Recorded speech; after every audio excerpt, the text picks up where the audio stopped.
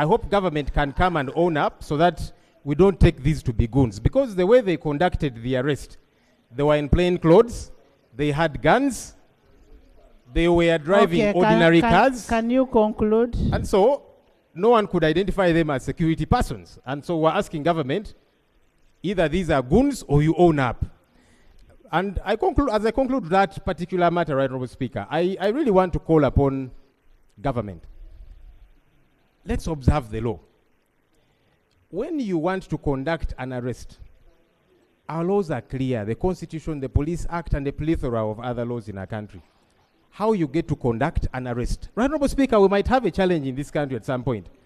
That these fellows in plain clothes will go with guns, try and abduct somebody, and assuming the person fights back, and maybe kills one of them. Under what law are you going to charge this person who is acting in self-defense? Because this person is saying, I don't know who you are. You are in plain clothes, you have guns, you have come to attack me. If this person fights back and harms one of them, you cannot charge them. So let's follow the law. That's my appeal, and I hope that we can get to do that. Honorable Speaker, in similar vein, I again want to call on government in following the law. Our Constitution, Article 27 thereof, provides for a couple of things. Government can get to search any premises, and this is because we were raided, my political party was raided, headquarters, by different security outfits, chased away our party officials, broke our doors, took away laptops, money, and several other things. And what has perplexed me, right, Honorable Speaker, is I don't know why government cannot follow some simple basics of the law.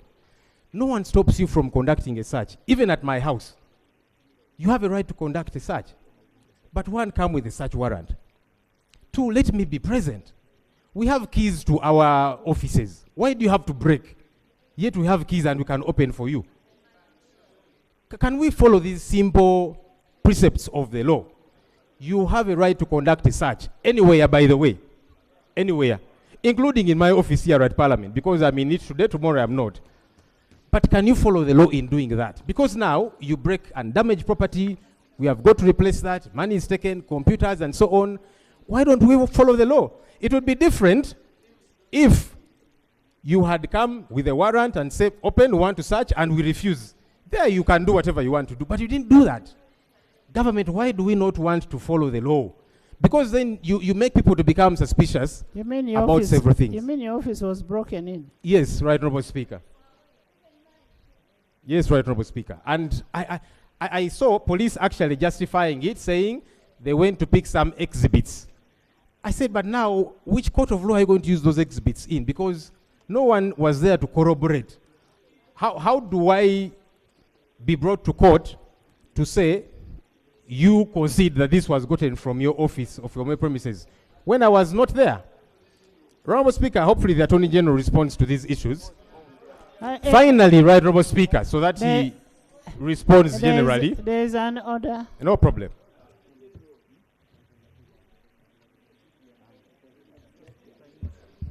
Right, Honorable Speaker. And honorable members, like you said, Parliament has got a lot of work. Whenever we come here, you are dragged, right, Honorable Speaker, into unfounded allegations. Unfounded allegations.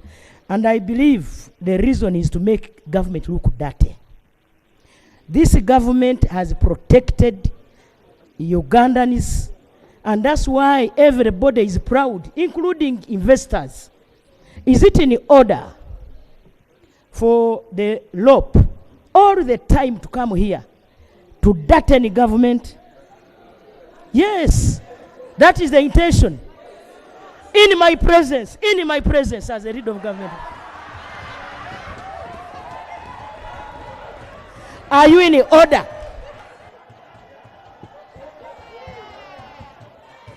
Honorable members, Allegations without evidence. Are you in order?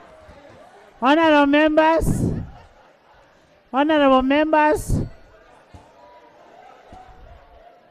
honorable members, Honorable members, why I asked Lob that you mean your officers were raided, because I didn't know that they were raided. Me, I didn't know. Actually, I didn't know because I'm not there to hear whatever happens. I was only very disappointed when I saw my old men from Teso, and I'm going to follow those old men paraded in new offices. Why would an old man? Is that the place that gives out money for compensation? Compensation is given from Parliament. We are not going to allow this. You will not do this in Teso. Right, Honorable Speaker, I want to thank you, and with your permission, I could clarify that small issue. Our political party, our doors are open to anybody that comes to us to advocate for them. So elders from Teso came to our office. I don't know if you wanted us to chase them away, but they came and raised their concerns and said, please advocate for us as Teso war claimants for us to be paid. We received them. I don't know what's illegal about that. But let me not be distracted, Right Honorable Speaker. Honorable Attorney General, he says he has a list. He's talking about a list that Right Honorable Speaker, the issue of the Right Honorable Prime Minister, because she was saying there's no evidence, police released the statement. And Right Honorable Speaker, I want to agree with the Prime Minister that this Parliament discusses critical issues, and that's why you normally encourage us to be here by 2. By 2, you were in your chair. The Prime Minister came very late. If you respect the issues of Parliament, please come early, like the rest of us. She didn't come late. Honorable Speaker, she was not here at 2. That's the truth. She didn't come late. But let me wrap up with this issue, late. Right Honorable Speaker. Honorable members. Right Honorable Speaker. Order. Lob, you sit.